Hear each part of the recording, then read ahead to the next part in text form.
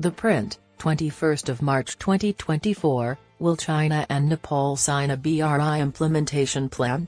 The foreign minister will probably visit Beijing next week. China helped the Communist Army in Nepal seize power and overthrow the country's democratic government. Nepal must now pay the price for being enslaved by China. Nepal is allegedly close to completing an implementation agreement with China on the Belt and Road Initiative, BRI, following a significant political upheaval. This comes after 4 years of negotiations between Beijing and Kathmandu regarding investment procedures. According to local sources, Narayan Kaji Shrestha, the foreign minister and deputy prime minister of Nepal, will visit China the following week for a 5-day stay. During his tour, he is expected to meet with Wang Yi, the foreign minister of China, and other high-ranking officials.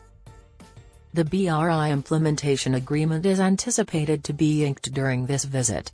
Shrestha will probably attend the Boao Forum for Asia, scheduled in China's Hainan province on March 26 to 29. When Shrestha was the Home Affairs Minister in January last year, he stated that China and Nepal would sign the BRI implementation plan very soon. This occurred only a few weeks following a significant political upheaval in Nepal's government, during which the Prime Minister, Pushpa Kamal Dahal, popularly known as Prakonda, broke with the Nepali Congress and formed a new alliance with the pro-China party of former Premier KP Sharma Oli. According to a story in the Kathmandu Post, there are strong indications that the Belt and Road Initiative, BRI, will be a significant focus of Shrestha's impending travel to China, even though the Prakonda government has not yet decided to sign the implementation plan. A draft of the deal is almost ready, according to a report by Nepal Views. The print requested confirmation of Shrestha's visit from the Nepal embassy in India through phone calls and emails. If and when a response is obtained, this report will be updated.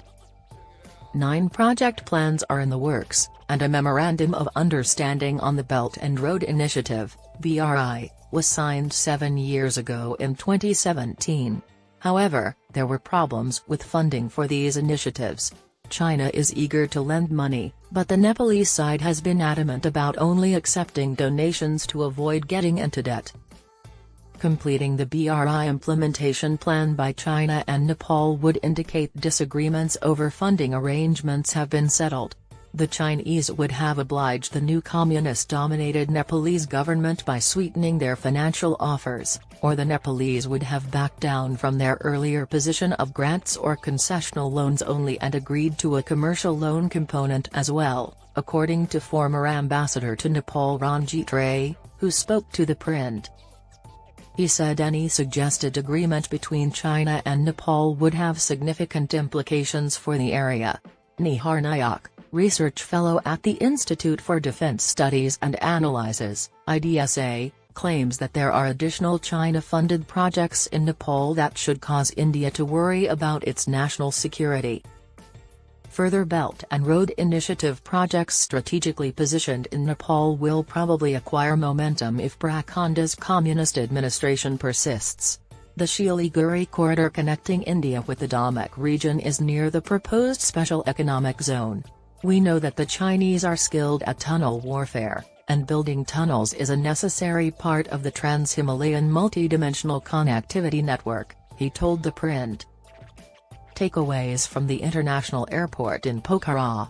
Disagreements over the Pokhara Regional International Airport in Nepal were another sign of friction between China and Nepal on the Belt and Road Initiative. The Pokhara Airport, constructed with loans from China and opened in January last year, is the nation's third international airport.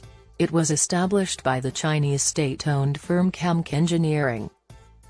According to the Chinese embassy in Nepal, this was a flagship project under BRI, which caused a sensation on the eve of the inauguration.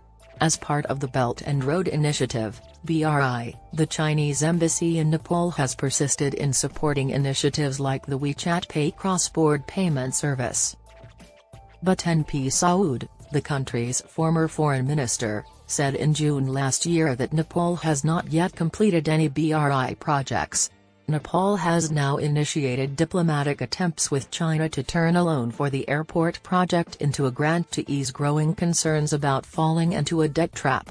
Except for Chinese chartered planes, the airport has not generated much revenue from very few international flights since it opened 1 year ago.